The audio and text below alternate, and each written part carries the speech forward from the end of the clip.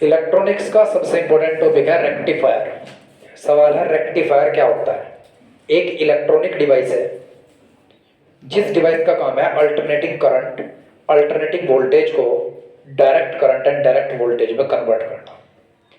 आप इस तरीके से समझिएगा, साइंस कितनी भी कैपेबल क्यों ना होगी हो आज, लेकिन ऐसा कोई संसाधन हमारे पास मौजूद नहीं है कि वो अल्टरनेटिंग करंट को डायरेक्ट स्टोर कर सकता हो। तो कभी भी करंट को अगर स्टोर करना होता है तो पहले हम रेक्टिफायर की हेल्प से उसे क्या बनाते हैं, एसी से डीसी, उसके बाद उसे बैटरी के अंदर हम स्टोर करते हैं। Concept clear? तो रेक्टिफायर क्या है? It is an electronic device which is used to convert alternating current and alternating voltage into the direct current and direct voltage. concept clear? सब सोहेल समझ आ गया? सपने देख रहा बेटे। हेडिंग लिखो रेक्टिफायर।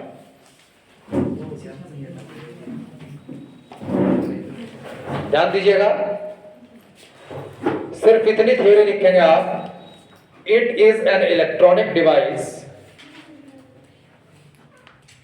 पहले सभी बच्चे यहां जान देंगे, हेडिंग डाल के छोड़ दो। Which is used to convert alternating current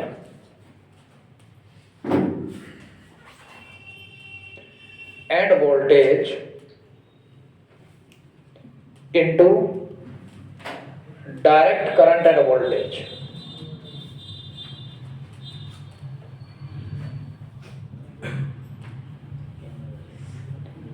एक ऐसी इलेक्ट्रॉनिक डिवाइस जो अल्टरनेटिंग करंट को, अल्टरनेटिंग वोल्टेज को direct current and direct voltage में कन्वर्ट करेगी, उसे आप क्या कहेंगे? रेक्टिफायर। अब रेक्टिफायर का प्रिंसिपल क्या है, किस तरीके से इसकी वर्किंग काम करती है, उसे समझेंगे। रेक्टिफायर के अंदर डायोड लगी होती है। रेक्टिफायर कई तरह के हैं, हमारे सिलेबस में सिर्फ सेंटर टाइप रेक्टिफायर है जो कि दो प्रकार का है। एक हाफ वेव रेक्टिफायर जिसके अंदर एक डायोड होती है, एक फुल वेव रेक्टिफायर जिसके अंदर दो डायोड होती है। याद रखेंगे आप। सबसे पहले बात करते हैं हम रेक्टिफायर का प्रिंसिपल। इसका प्रिंसिपल इस चीज पर डिपेंड करता है कि इसके अंदर जो डायोड लगी है, अगर वो फॉरवर्ड बाइजिंग में है तो आउटपुट देगी, अगर वो रिवर्स बाइजिंग में है तो आउटपुट नहीं देगी। Concept clear?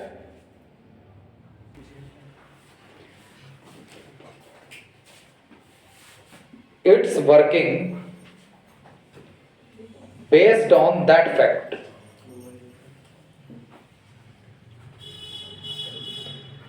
Its working is based on that fact. If diode is in forward biasing,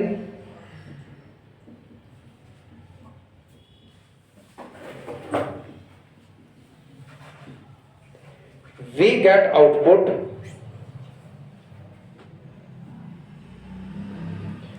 If diode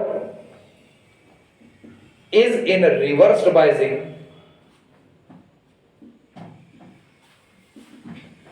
then we do not found any output. ऐसा क्यों है कि फॉरवर्ड बाइजिंग में अगर इसकी डायोड होगी, जो इसके अंदर डायोड लगती है, अगर वो फॉरवर्ड बाइजिंग में होती है तो ही हमें आउटपुट मिलती है, अदरवाइज आउटपुट नहीं मिलती। वजह क्या है? वजह ये है, जब डायोड फॉरवर्ड बाइजिंग में होती है तो डिप्लीशन लेयर नैरो हो जाती है। नैरो डिप्लीशन लेयर का रेजिस्टेंस कम होता है, और डिप्लीशन लेयर का जब रेजिस्टेंस कम है तो करंट आपको प्राप्त हो जाता है, आउटपुट आपको मिल जाती है। अगर रिवर्स बाइजिंग होगी तो डिप्लीशन लेयर थिक हो जाएगी, डिप्लीशन लेयर थिक होने से रेजिस्टेंस बढ़ जाएगा, रेजिस्टेंस बढ़ने के कारण आउटपुट आपको नहीं मिलेगी। Concept clear? अब इसकी फिगर बहुत ध्यान से समझेंगे आप लोग। इसके अंदर एक स्टेप डाउन ट्रांसफार्मर लगता है। स्टेप डाउन ट्रांसफार्मर के अंदर प्राइमरी कॉइल्स के जो नंबर ऑफ टर्न्स होते हैं वो ज्यादा, और सेकेंडरी कॉइल के जो नंबर ऑफ टर्न्स होते हैं वो कम होते हैं। फिर एक डायोड लगी होती है और इसके बाद एक रेजिस्टेंस आउटपुट में लगा होता है। रेजिस्टेंस सेंटर टैप रेक्टिफायर में आप सेंटर में लगाते हैं स्टेप डाउन ट्रांसफार्मर की सेकेंडरी कॉइल के सेंटर में। अब ये रेजिस्टेंस कैसा है, मान लीजिए आपके घर में एक एलईडी टीवी है, तो एलईडी टीवी का जो मेन रेजिस्टेंस है उसके अंदर जो स्टेप डाउन ट्रांसफार्मर लगा है उसकी सेकेंडरी कॉइल के सेंटर पर लगाया गया है। Concept clear? 100% समझ आ गया। मेनली एलईडी टीवी के अंदर ब्रिज रेक्टिफायर का यूज किया करते हैं, वो आपके सिलेबस में नहीं है। उसमें 4 रेक्टिफायर होंगी, 2 एक समय पर फॉरवर्ड तो 2 एक समय पर रिवर्स बायसिंग में होगी। ठीक है जी। खैर, come to the point my dear. Step down transformer के बीच में आप कई बुक्स के अंदर 2 लाइनें देखते हैं, 2 लाइनें सॉफ्ट आयरन कोर को रिप्रेजेंट करती हैं। ये प्राइमरी कॉइल्स हैं, प्राइमरी कॉइल्स, ये सेकेंडरी कॉइल्स हैं, सेकेंडरी कॉइल्स। प्राइमरी कॉइल्स के नंबर ऑफ टर्न्स ज्यादा है और सेकेंडरी कॉइल के नंबर ऑफ टर्न्स कम है, इसलिए एक स्टेप डाउन ट्रांसफार्मर है। ये एक डायोड है, डायोड का जो एरो होता है वो पी टाइप सेमीकंडक्टर और जो बार होता है वो एक एन टाइप सेमीकंडक्टर होता है। ये एक लोड रेजिस्टेंस है जो कि सेकेंडरी कॉइल के सेंटर में लगाया गया, ये हमें आउटपुट प्राप्त होती है। अगर बुक्स में यहां पर आउटपुट लिखा है तो वो भी सही है और ये इनपुट है। अल्टरनेटिंग सोर्स के सिंबल को इस तरीके से बनाया जाता है। डीसी सोर्स में आपको टर्मिनल दिखाने होते हैं, एक हायर पोटेंशियल और एक लोअर पोटेंशियल। अब जरा ध्यान देंगे आप लोग, मैंने मान लिया प्राइमरी कॉइल के जो टर्मिनल है वो P1 और P2 है और सेकेंडरी कॉइल के जो टर्मिनल है वो S1 एंड S2 है। Concept clear? एक बार दोबारा से ध्यान देंगे आप। रेक्टिफायर एक ऐसी इलेक्ट्रॉनिक डिवाइस है जो device alternating current and alternating voltage को direct current and direct voltage में कन्वर्ट करती है। इसका प्रिंसिपल यह है कि इसमें लगी डायोड जब फॉरवर्ड बायसिंग में होगी तो आउटपुट देगी, अगर रिवर्स बायसिंग में होगी तो करंट एंड वोल्टेज को ब्लॉक कर देगी, कोई आउटपुट आपको प्राप्त नहीं होगी। तो अब यहां से मेरे पास प्रिंसिपल के बाद ये लिखने के बाद मेरे पास यहां से स्टार्ट होता है types of rectifier. Types of rectifier जैसे कि मैंने अभी आपको बताया है, आपके सिलेबस में सिर्फ सेंटर टैप रेक्टिफायर है। जो सेंटर टैप रेक्टिफायर है वो 2 प्रकार के होते हैं। पहला है half wave rectifier. Half wave rectifier, half wave rectifier इसे क्यों कहते हैं वो भी आपको जवाब मिल जाएगा, समय के साथ इसे समझते चलेंगे। हाफ वेव रेक्टिफायर की फिगर ये है, आप इसे किस तरह से एक्सप्लेन करेंगे और समझिए जरा। इन दिस रेक्टिफायर, इस रेक्टिफायर में a diode is connected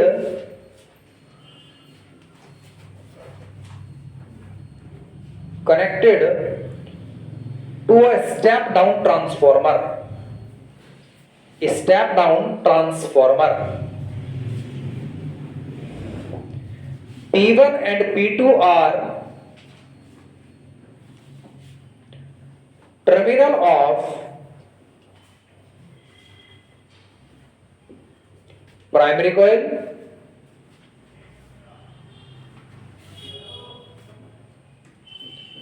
S1, S2 are terminals of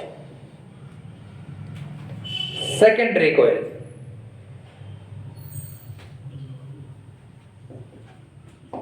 ठीक है जी, यहां तक समझ आया सभी को?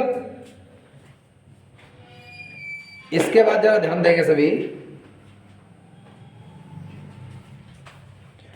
अल्टरनेटिंग करंट इस तरीके से चलता है फेज चेंज करके, अपर फेज, लोअर फेज, अपर फेज, फिर लोअर फेज। जब अल्टरनेटिंग करंट अपर फेज में था, मैंने मान लिया मैंने P1 टर्मिनल को नेगेटिव से कनेक्ट कर दिया और P2 टर्मिनल को पॉजिटिव से कनेक्ट कर दिया। ठीक है जी। When alternating current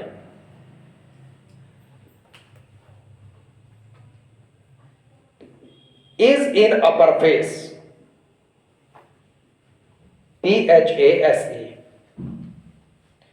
then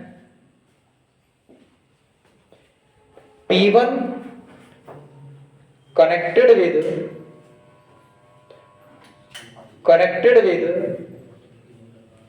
negative and P2 connected with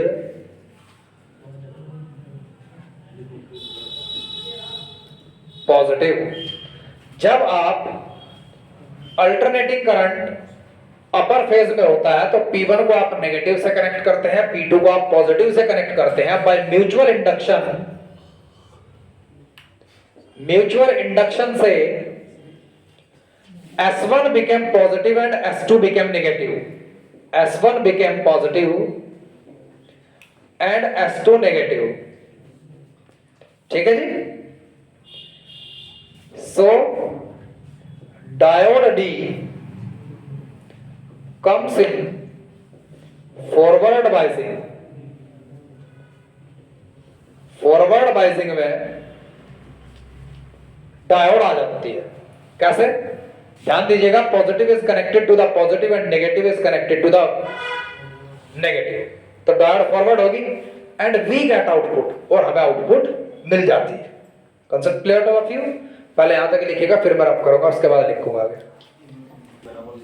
now we get output. अब आपको आउटपुट प्राप्त होगी। इसे कहते हैं जी वेव फॉर्म। जरा समझिएगा यहां ध्यान से। यहां इनपुट लिख रहा मैं, ये अल्टरनेटिंग करंट चला, ये आउटपुट का ग्राफ ड्रॉ करेंगे आप। इसे कहते हैं वेव फॉर्म बनाना। ये आउटपुट अपर फेज में डायोड फॉरवर्ड बाइसिंग में आई तो हमें आउटपुट मिल गई। ठीक है जी। अब क्या कहा मैंने? जब फेज चेंज होगा और लोअर फेज में अल्टरनेटिंग करंट होगा, व्हेन अल्टरनेटिंग करंट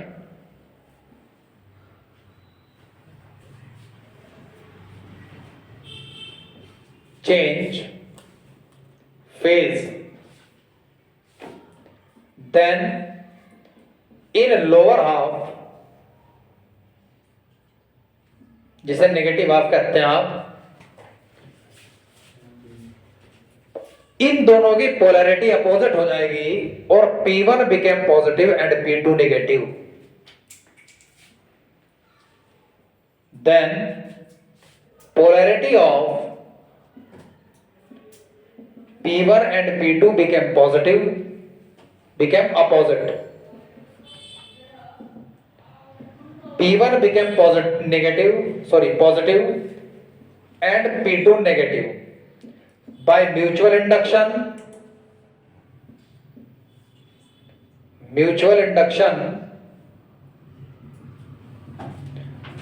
S1 क्या हो जाएगा? नेगेटिव, और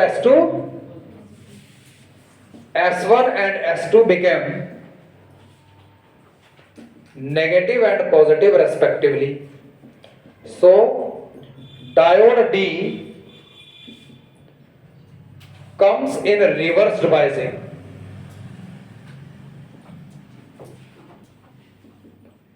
and we do not get any output. Diode जरा ध्यान दीजिएगा, पी टाइप सेमीकंडक्टर अब नेगेटिव से कनेक्ट है, एन टाइप सेमीकंडक्टर पॉजिटिव से कनेक्ट है, तो लोअर हाफ में हम कुछ भी आउटपुट ज्ञात नहीं करेंगे, कुछ भी प्राप्त नहीं होगा। Again phase change and polarity became opposite,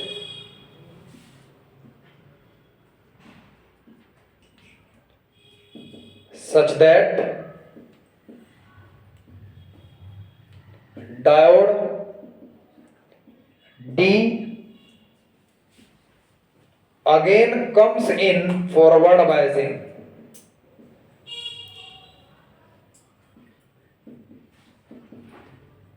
and we get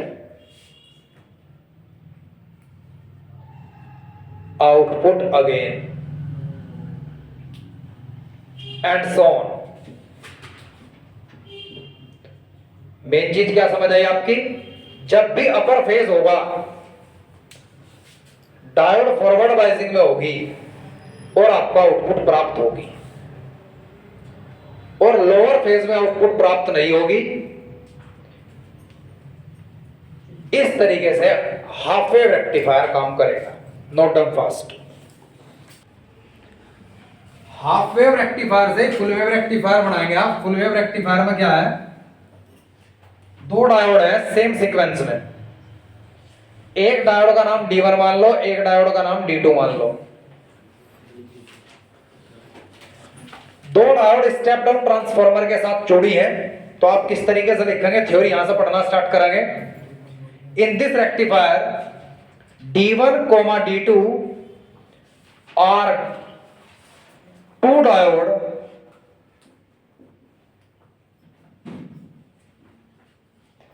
connected to a step down transformer. P1 and P2 are terminal of primary coil, S1 and S2 are terminal of secondary coil. When alternating current in upper half, P1 is connected to the negative and P2 is connected to the positive. By mutual induction, S1 became positive and S2 negative. And diode D1 comes in forward biasing. D1 forward में आ गई, positive से connect है। Now we get output due to D1 when alternating current change phase, then in lower half या negative half, P1 became positive and P2 became negative, S1 became negative and S2 became positive। ठीक है जी, समझ आ गया यहां तक? So that diode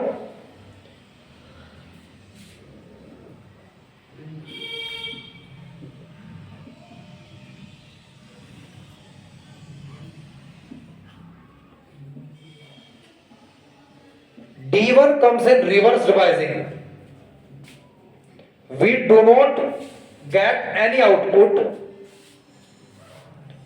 do not get any output due to D1, but